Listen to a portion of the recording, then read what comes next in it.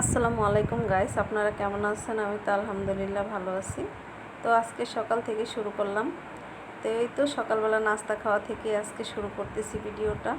তো মেয়ে হচ্ছে পাউরুটি ভেজে নিছি ডিম দিয়ে, আর সাথে একটা কলা নিয়ে নিছি। তো মা মেয়ে মিলে নাস্তাটা করে নিলাম।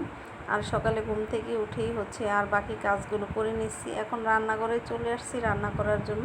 তো কি রান্না করব আপনাদের সাথে সেটাই শেয়ার করব। আজকে ডাঁটা রান্না করব আর ডাঁটা শাক ভাজি করব। তো এভাবেই কিন্তু আপনারা একটা জিনিস থেকে আরেকটা জিনিস বের করে রান্না করলে আয় হয়ে যায় একটু আমাদের।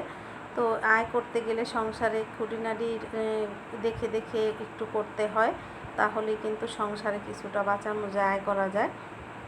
তো আমি ডাঁটা নিয়ে এসেছিলাম কালকে, ডাঁটা শাকগুলোকে একটু বেছে নিয়েছি সুন্দর করে, আগা থেকে যে শাকগুলো সেগুলোকে বেছে বেছে রেখে দিছি। তো সেটা একটু আলু দিয়ে চিংড়ি মাছ দিয়ে ভাজি করলে কিন্তু খেতে অনেক ভালো লাগে। আপনি যদি একটু বুদ্ধি করে কাজ করেন তাহলে কিন্তু সংসারে অনেক সাশ্রয় হয়, অনেক কিছু করা যায়। তো আমি হচ্ছে সব কিছু একটু মানে সাশ্রয় করার জন্য দেখে দেখে করি। তো সব ভিডিওগুলো আপনাদের সাথে হয়তো শেয়ার করতে পারি না, কারণ হচ্ছে হাত দিয়ে ধরে ধরে হয়তো ভিডিওটা করতে হয়, আর আমার তেমন একটা ট্রাইপড নেই। আর হাতে থাকা যেই ফোনটা সেটা দিয়েই হচ্ছে মূলত আমি ভিডিও করি।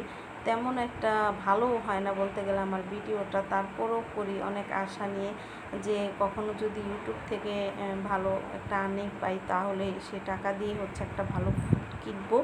সেই ফোন দিয়ে হচ্ছে আমি ভালো একটা ভিডিও তৈরি করব। তো সেই আশাতেই হচ্ছে ইউটিউব চ্যানেলটা খুলছি।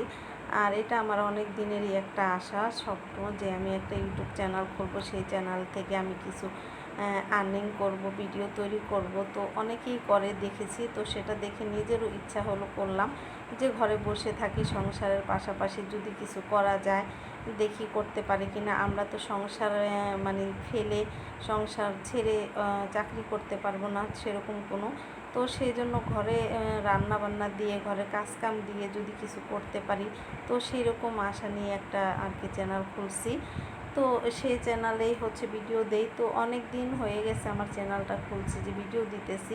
জানি না, অনেকে বলে অনেকের 2 বছর 3 বছর লেগে যায়, 4 বছরও লেগে যায় নাকি তো মনিটাইজেশন পেতে পেতে। তো আমরা জানি না কবে পাবো, কখন পাবো জানি না।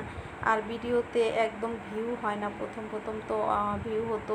তো মাঝখান দিয়ে হচ্ছে ভিডিও দিতে পারিনি, কিন্তু এখন তো কন্টিনিউ ভিডিও দিতেছি, তারপরও ভিডিওতে একদম ভিউ নেই। যদি একটু বড় ভিডিও করি, ব্লগ ভিডিও করি, সেটাতে হচ্ছে 1 জন ভিউ হয়, অথবা 2 জন বা 10 জন বা 5 জন বা 20 জন, এর বেশি ভিউ হয় না বড় ভিডিওতে। আর ছোট যে শর্ট ভিডিওগুলো দেই আমি, সেগুলোতে হচ্ছে 1000-এর উপরে ভিউ চলে যায়। অনেক ভিডিওতে আমার 10,000-এর মতো ভিউ আছে এরকম।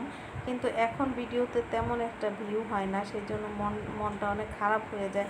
ভিডিও বানাতে গেলে মনে মনে ভাবি যে ভিডিওটা তৈরি করব, ভিডিওতে তো ভিউ হয় না। তো আবার তৎক্ষণাৎ ভাবি যে না, আমি তো এটা অনেক আশা নিয়ে, অনেক স্বপ্ন নিয়ে চ্যানেলটা খুলছি, না ভিডিও দিয়ে যাই, দেখি একদিন ইউটিউব চ্যানেল আমাকে কী দেয়, কিছু তো একটা দিবে কখনো। তো এই আশা নিয়েই খুলছি। তো সবাই আমার ভিডিওটা দেখবেন, বেশি করে একটু শেয়ার করে দিবেন, আর সাবস্ক্রাইব দিবেন, লাইক দিবেন। তো একজন আরেকজনের সাহায্য ছাড়া কখনো আগাতে পারে না। তো সবাই সবার ভিডিওগুলো দেখবো, দেখে দেখে একটু শেয়ার করে দিব। আর এই রান্নাটা বসিয়ে দিলাম। তো সব কিছু হচ্ছে ধরে ধরে হাত দিয়ে ভিডিও করতে হয়, যেহেতু ওই রকমভাবে আর কি করা হয় না ভিডিও, যেহেতু কারো কেউ থাকে ভিডিও ধরে দেয়, করে দেয়। আমার তেমন করে দেওয়ার মতো কেউ নেই। আমার নিজেরটা নিজে চেষ্টা করতেছি, কষ্ট করে পরিশ্রম করে, দেখি নিজে কখনো সফল হতে পারি কি না। তো যেভাবেই পারি, যতটুকু পারি নিজে চেষ্টা করে ওইভাবেই ভিডিওটা করি আর কি। তো সংসারে যে কাজগুলো করি, সমস্ত কাজের ভিডিওগুলো যদি করতে যাই তাহলে কিন্তু অনেক বড় হয়ে যায়। তারপরেও মাঝে মধ্যে চেষ্টা করি দেওয়ার জন্য, একটু একটু করে। হয়তো অনেক সময় লাগে কাজ করতে, তখন ভিডিওটা ধরে তারপরে কাজ করলে কিন্তু অনেকটা টাইম লেগে যায় ভিডিও বানাতে। তারপরেও কিন্তু করি, কিছু করার নাই, যে মাঝে মধ্যে দেই।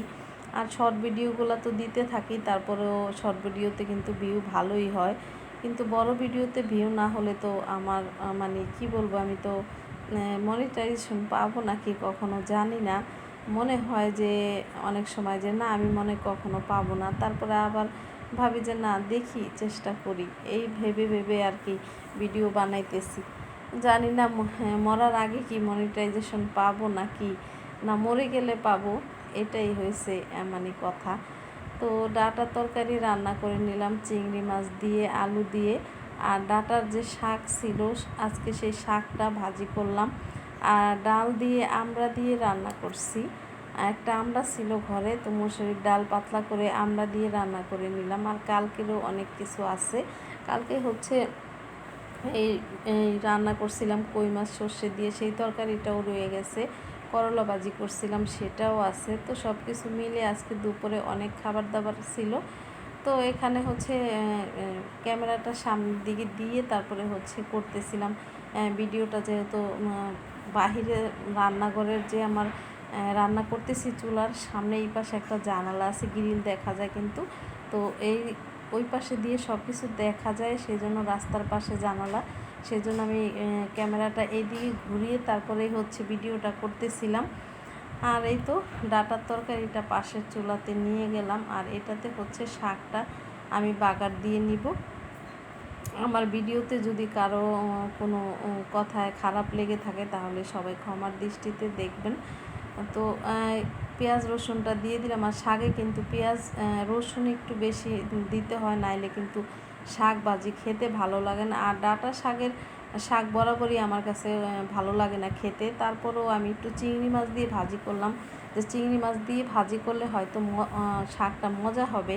তো সত্যি মজা হয়েছিল চিংড়ি মাছ দিয়ে ভাজি করার পরে দেখি ডাঁটা শাকটা না সত্যি খেতে অনেক ভালো হয়েছে। কেন জানি ডাঁটা শাক আমার কাছে খেতে ভালো লাগে না, জানি না। তারপরেও রান্না করে দেখি যে কীরকম হয়। তো আজকে দেখলাম ডাঁটা শাকটা খেতে আসলে মজা হয়েছে। তো আমি যে খাই না তা সেই জন্য ভাবলাম যে মজা হবে না, পরে দেখলাম যে না আসলে মজা হয়েছে।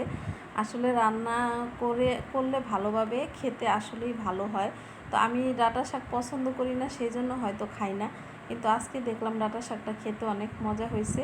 তো এইভাবে ভাজি করলে আসলে শাক খেতে ভালোই লাগে। আর আমি শাক ছাড়া ভাতই খেতে পারি না। দুপুরবেলা আমার হচ্ছে একটু শাক হলে মনে হয় পেট ভরে ভাত খেতে পারি। আর দুই একদিন যদি শাক না থাকে মানে দুপুরে, তাহলে মনে হয় যে আমি কত বছর হয়ে গেছে শাক দিয়ে ভাত খাই না।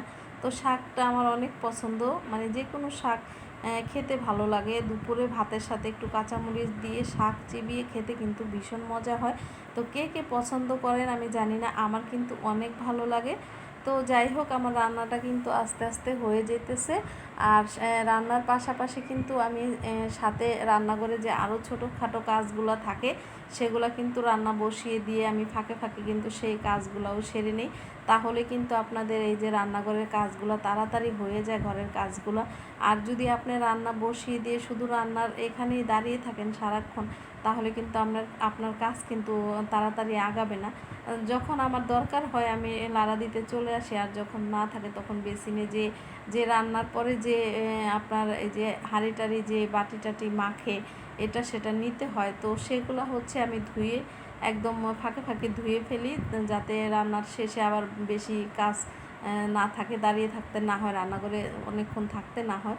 সেজন্য সব কাজগুলো আমি সাথে সাথে করে নিই। তো ধুয়ে তারপরে হচ্ছে সবগুলো একসাথে করে মানে অনেকগুলো জমাই না আর কি পাতিলগুলা।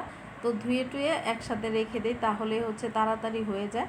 আর আমার শাক ভাজিটা কিন্তু একদম হয়ে গেছে, চুলাটাও বন্ধ করে দিলাম। আর পাশের চুলাতে কিন্তু আমি আরেকটা তরকারি বসাইছিলাম, তো সেটা আপনাদের সাথে আর একদম প্রথম থেকে শেয়ার করা হয়নি। আর এখানে ডাঁটার তরকারিটা কিন্তু আমার হয়ে গেছে। ডাঁটার তরকারিটা রান্না করতে কিন্তু অনেকটা সময় লেগেছিল, কারণ জানি না ডাঁটাটা হয়তো একটু সার বেশি ছিল নাকি অনেকটা টাইম লাগছে কেন। আমি সেই জন্য ডাঁটার তরকারিটা খুবই কম আনি বাসায়, মানে ডাঁটাটা কম আনি, কারণ ডাঁটা অনেক সময় বেশিরভাগ আনলে দেখি যে ডাঁটা সিদ্ধ হতে চায় না, সেই জন্য ডাঁটাটা আনা হয় না। তো কালকে হচ্ছে বাজারে গিয়ে চিকন চিকন ডাঁটা দেখে আমার খুবই পছন্দ হয়েছিল, তো সেজন্য একাটি ডাঁটা আনছিলাম। আর ডাঁটাটা হচ্ছে ঘরে ছিল, ও খায় না, মেয়েও খায় না। তো খাবো শুধু ওর বাবা আর আমি। তার চিংড়ি মাছ দিয়ে রান্না করছি, সেজন্য দুইজনে খাবো।